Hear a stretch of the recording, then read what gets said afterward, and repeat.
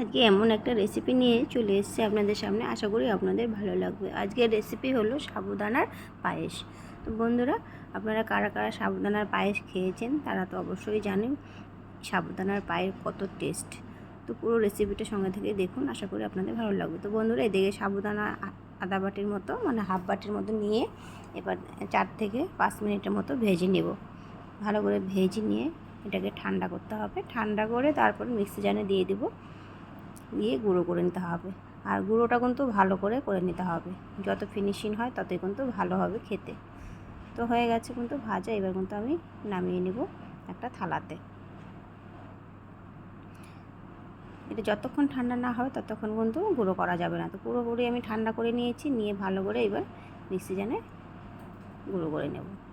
আপনারা যারা একাদশী করেন, এই একাদশীর দিনে কিন্তু এই পায়েসটা করে ভগবানকে ভোগ লাগাতে পারেন। তারপরে ওই প্রসাদটা কিন্তু আপনারা সুন্দরভাবে খেয়ে নিতে পারেন। সাবুদানা যেহেতু খাওয়া যায়। তো এদিকে দেখুন ভালো করে কিন্তু গুঁড়ো হয়ে গেছে, দেখতে পাচ্ছেন কত সুন্দর ফিনিশিং করে গুঁড়ো করেছি। একটু সময় লেগেছে ঠিকই, গুঁড়ো করে নিয়েছি ভালো করে, একটুও বড় দানা নেই।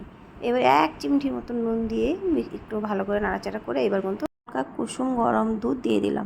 দুধ বসিয়েছি, মানে জাস্ট বসিয়েছি, হালকা কুসুম কুসুম গরমেই কিন্তু ডোটা মেখে নিতে হবে।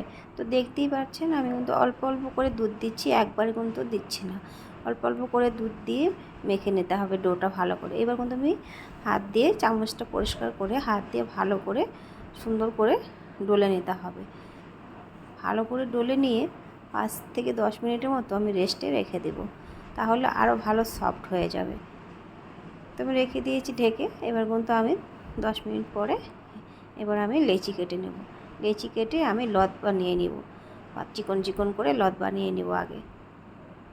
তো দেখুন বন্ধুরা, এইভাবে কিন্তু লত বানিয়ে নিতে হবে। এই যে বেশি মোটা করিনি, পাতলা পাতলা করে চিকন চিকন করেই করছি, ছোটো ছোটো করে।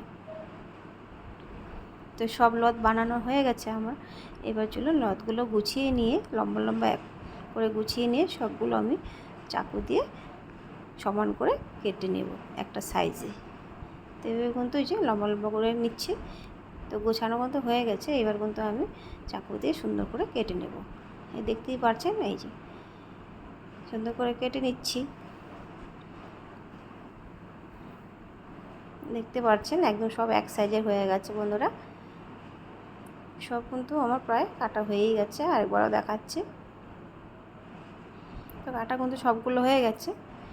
এবার আমি একটা প্লেটে ঢেলে নিচ্ছি। দেখুন কত সুন্দর হয়েছে, কালারটাও কত সুন্দর লাগছে, যেহেতু এটা দুধ দিয়ে মাখা হয়েছে তার জন্য। এখানে আধা কাপ জল দিয়েছি, আমি মেপে দিইনি, আইডিয়া করে আধা কাপের মতো জল দিয়েছি।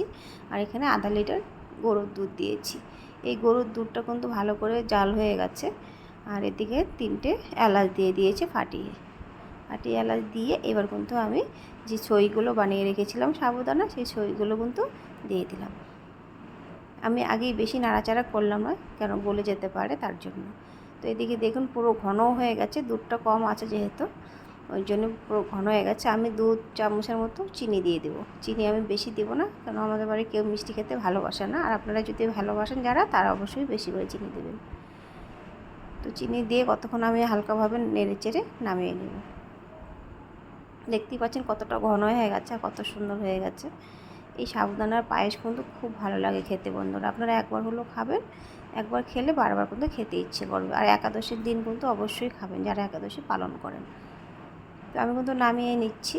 এবার নামিয়ে নিয়ে কিশমিশ আর কাজু আমি ঘিতে ভেজে তারপর কিন্তু দিয়ে দেবো। আপনারা কিন্তু আগেও দিতে পারেন, আমি কিন্তু নামিয়েই দিচ্ছি, কেন আমার পায়েসটা অলরেডি হয়ে গেছে ওই জন্য। পায়েস দুধটা কম আছে বলে পায়েসটা ঘন হয়ে গেছে। দুধটা একটু বেশি থাকলে তাহলে কিন্তু পায়েসটা এত ঘন হতো না। এদিকে অল্প কটা কাজু আর অল্প কটা কিশমিশ অল্প ঘি দিয়ে ভেজে নিলাম লাল লাল করে। এবার কিন্তু দিয়ে দেব।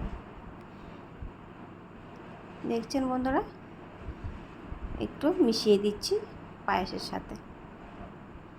এভাবে দিবেন, খুব ভালো লাগে খেতে। এই পায়েসটা মুখে দিলে একদম মিলিয়ে যায়, এত সফট। খেলে কিন্তু একবার খেলে বারবার খেতে ইচ্ছে করবে, এত ভালো লাগে এই পায়েসটা খেয়ে সাবুদানার। তো বন্ধুরা, সাবুদানার পায়েসটা কেমন হয়েছে অবশ্যই কিন্তু কমেন্ট করে বলবেন। আর নতুন বন্ধুরা যারা আছেন তারা সাবস্ক্রাইব করে পাশে থাকবেন। তো আজকে বন্ধুরা এখানে, বন্ধুরা টাটা।